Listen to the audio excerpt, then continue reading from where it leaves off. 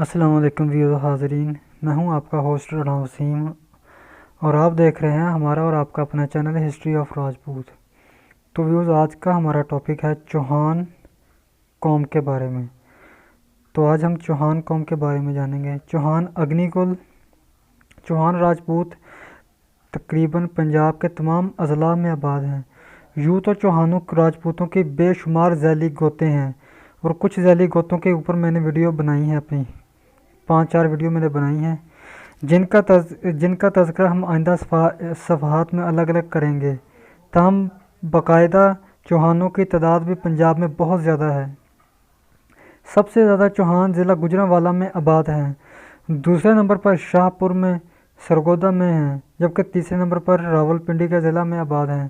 لاہور، جہلم، گجرات، ملتان، مظفر گڑھ اور بہاولپور میں بھی ان کے لاتعداد خاندان بستے ہیں۔ ضلع جھنگ اور چکوال میں بھی ان کے کئی خاندان ملتے ہیں۔ لفظ چوہان کی وجہ تسمیہ بہت دلچسپ ہے۔ اس ضمن میں یہ روایات بیان کی جاتی ہیں کہ زمانہ قدیم میں ہندوؤں کے مقدس برہمن کوہ آبو راجپوتانہ یعنی موجودہ راجستھان پر عبادات کیا کرتے تھے۔ اس علاقے کے مقامی باشندے، جنہیں ہندی روایات راکشس قرار دیتی ہیں، ان برہمنوں کو بے حد تنگ کیا کرتے تھے اور ان کی عبادت و مشاغل میں مخل ہوتے رہتے تھے۔ وہ لوگ ان برہمنوں کی عبادت گاہوں کو بھی ناپاک و خراب کر دیتے تھے۔ برہمنوں نے ان مقامی لوگوں کی آئے دن کی ستم ظریفیوں سے تنگ آ کر ایک اگنی کمنڈ تیار کر کے مہادیو سے دعا کی کہ وہ انہیں ان راکشسوں کے ظلم و شر سے نجات دلائے۔ چنانچہ مہادیو نے ان کی دعا قبول کی اور آگ میں سے اس 4 نوجوان پیدا کیے، ہندی روایات کے مطابق ہے یہ، جن میں سے ایک کا نام سولنگی، دوسرے کا نام پرمار، تیسرے کا نام پریہار اور چوتھے کا نام چوہاما یا چہمان تھا۔ یہ چاروں نوجوان آگ سے یکے بعد دیگر نمودار ہوئے۔ جب چوہاما یا چوہمان آگ میں سے نکلا تو اس کے 4 ہاتھ تھے۔ وہ آگ میں سے اس شان سے نکلا کہ اسے دیکھ کر برہمن اش اش کر اٹھے۔ شاہ زور پہلوانوں کی طرح اکڑتا، دندناتا، ڈنڈراتا، پھیلتا ہوا آگ میں سے نمودار ہوا۔ اس نوجوان کے چونکہ 4 ہاتھ تھے، اس بنا پر اسے چوہاما یا چہمان کا نام دیا گیا۔ بعد میں یہی نام غلط لا استعمال ہو کر چوہان مشہور ہو گیا۔ چنانچہ آگ سے پیدا ہونے والے ان 4 نوجوانوں نے مقامی باشندوں پر حملہ کر دیا، انہیں تاراج کر کے رکھ دیا۔ آگ سے پیدا ہونے والے چوہان نامی شاہ زور نوجوان کی اولادوں نے آگے چل کر چوہان قبیلے کی صورت اختیار کی۔ دہلی و اجمیر پر چوہان قوم کے لوگوں نے لمبا عرصے تک حکومت کی۔ ان کا آخری حکمران مشہور راجہ پرتھوی راج تھا، جسے شہاب الدین غوری نے شکست دی تھی۔ پرتھوی راج کو رائے پتھورا بھی کہا جاتا ہے۔ دلی میں شہاب الدین غوری کے ہاتھوں شکست کھانے کے بعد چوہان خاندان کے لوگ وہاں سے کئی علاقوں کی طرف نقل مکانی کر گئے۔ زیادہ تر چوہانوں نے دریائے جمنا کو پار کیا اور سنبھل و مراد آباد کے علاقوں میں آباد ہونا شروع ہو گئے۔ اس علاقے میں کورو کستیرا کا وہ مشہور میدان ہے جہاں زمانہ قدیم میں کوروؤں اور پانڈوؤں کے مابین تاریخی جنگ لڑی گئی تھی۔ وہ ایک علیحدہ ٹاپک ہے، میں اس پر انشاءاللہ ویڈیو بناؤں گا، کوروؤں اور پانڈوؤں کی جنگ کے اوپر۔ بہلول لودھی کے دور میں چوہانوں کے مشترکہ سردار کا نام رانا ہری رائے یا رانا ہر رائے تھا۔ چوہان راجپوت دوسرے تمام راجپوتوں سے اپنے آپ کو افضل و برتر تسلیم بتاتے ہیں۔ ان کے ماضی کی تاریخ اور قومی روایات بے حد شاندار ہیں۔ اس خاندان کے شاندار ماضی سے متاثر ہو کر پنجاب کے کئی دیگر اقوام نے بھی چوہان کہلوانا شروع کر دیا۔ چوہان راجے تاریخ فرشتہ میں حسب ذیل چوہان راجاؤں کے نام ملتے ہیں۔ تاریخ فرشتہ راجپوتوں پر لکھی گئی ایک مشہور کتاب ہے۔ راجا مانک دیو، راجا دیوراج، راجا راول دیو، راجا جاہر دیو، راجا سہر دیو، راجا پتھورا یعنی پرتھوی راج۔ علامہ ابو الفضل نے آئینہ اکبری میں 7 چوہان راجوں کے نام اور ان کی مدت حکومت درج کی ہے، جو میں آپ کو بتاتا ہوں۔ راجا بیسل دیو چوہان، راجا مرگنگو چوہان، راجا کھرپال چوہان، راجا سومیر چوہان، راجا ناگدیو چوہان، راجا جاہر چوہان، راجا پتھورا چوہان یعنی پرتھوی راج۔ ممکن ہے مترجہ بالا 7 چوہان راجاؤں کا تعلق صرف تخت دہلی سے ہو، جو چوہانوں نے پنوار راجپوتوں سے چھینا تھا۔ باہر صورت آئینہ اکبری کی روح سے مالوا پر حکومت کرنے والے چوہان راجاؤں کی فہرست حسب ذیل ہے، میں بتاتا ہوں۔ راجا جگدیو چوہان، راجا جگناتھ چوہان، راجا ہردیو چوہان، راجا باس دیو چوہان، راجا سری دیو چوہان، راجا دھرم دیو چوہان، راجا بل دیو چوہان، راجا نانک دیو چوہان، راجا کیرت دیو چوہان، راجا پتھورا چوہان، راجا مالدیو چوہان۔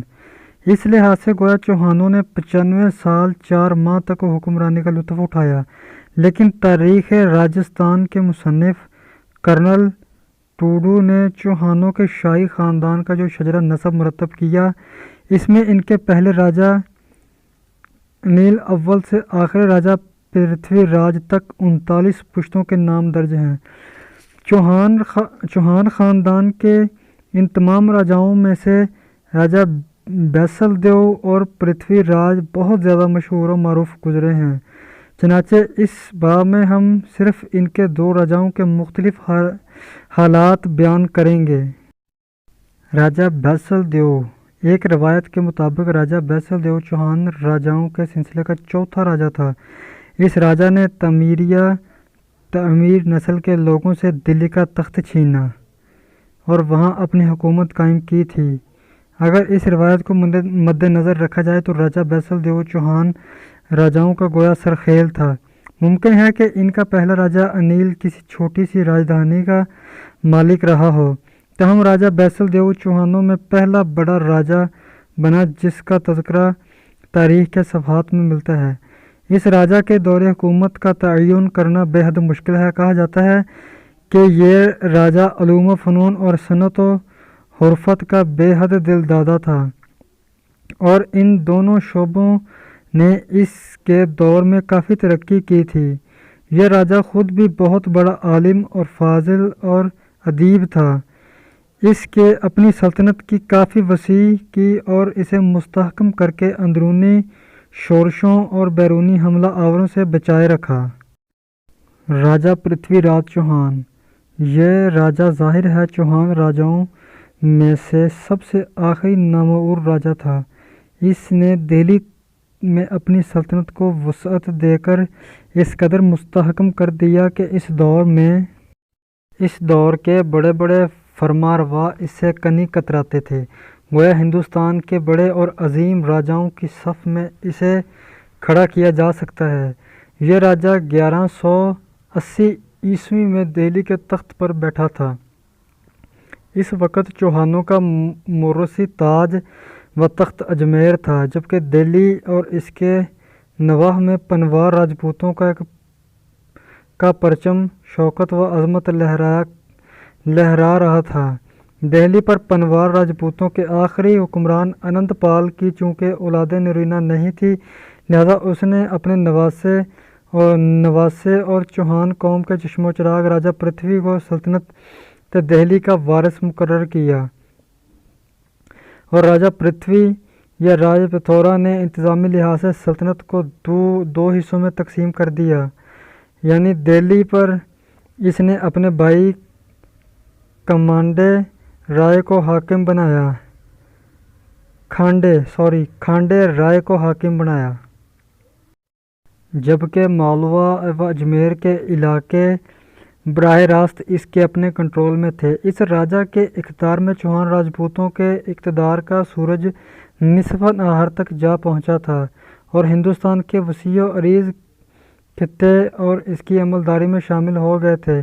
اس دور کی ہند میں قائم چھوٹی چھوٹی راجدھانیاں اگرچہ نیم آزاد اور خود مختار تھیں، تاہم ان میں اتنا دم خم نہ تھا کہ وہ رائے پرتھوی راج جیسے مضبوط راجا کے سامنے دم بھی مار سکیں۔ یہ مشہور رائے پتھورا یا پرتھوی راج ہے جس کے ساتھ شہاب الدین غوری کے مشہور مارکے ہوئے۔ پہلا مارکہ 1191 عیسوی میں ترائن کے مقام پر ہوا تھا، جس میں سلطان شہاب الدین غوری کو زبردست شکست ہوئی تھی اور وہ تقریباً موت کے منہ سے بچا تھا، اور اس مارکے کا زور شہاب الدین غوری کے مد مقابل ہندوستان کے تمام چھوٹے بڑے راجاؤں کا کیل کانٹے سے لیس اتحادی لشکر تھا۔ تاہم کچھ ہی عرصے بعد شہاب الدین غوری نے دوبارہ رائے پرتھوی راج کو للکارا اور اپنی شکست کا بدلہ لینے پھر ترائن کے مقام پر آ پہنچا۔ راجپوتوں کے اتحادی لشکر نے پھر سے مسلمانوں کو تلواروں کے زور ذریعے خوش آمدید کہا اور اگرچہ لڑائی میں بے حد بہادری اور جواں مردی کے جوہر دکھائے، تاہم اچانک رائے پرتھوی کا بھائی کھانڈے رائے داد شجاعت دیتا ہوا میدان جنگ میں قتل ہو گیا، جس کی بنا پر ہندی راجپوتوں کے لشکر میں بدعلی پھیل گئی۔ رائے پرتھوی راج نے اس نازک موقع پر بچ نکل جانے کی بڑی کوشش کی، لیکن قسمت نے اجازت نہ کی اور وہ گرفتار کر لیا گیا۔ فتح و شکست کے قطعی نظر میں اس کی امرائے کوئی کلام نہیں کہ شہاب الدین غوری کے ساتھ جس جان فشانی اور بہادری سے راجپوتوں نے مارکہ آرائی کی، وہ صرف اسی قوم کا خاصہ تھا۔ چنانچہ شہاب الدین سے شکست کھانے کے بعد وہاں کے پنوار، چوہان اور دیگر راجپوت خانوادے ملک کے مختلف گوشوں میں منتشر ہو کر رہ گئے اور اسی دور میں ان لوگوں نے اسلام بھی قبول کر لیا۔ تو ویورز، آج کی ہماری ویڈیو آپ کو کیسی لگی ہے ہمیں کمنٹ باکس میں کمنٹ کیجیے گا۔ السلام علیکم ورحمۃ اللہ۔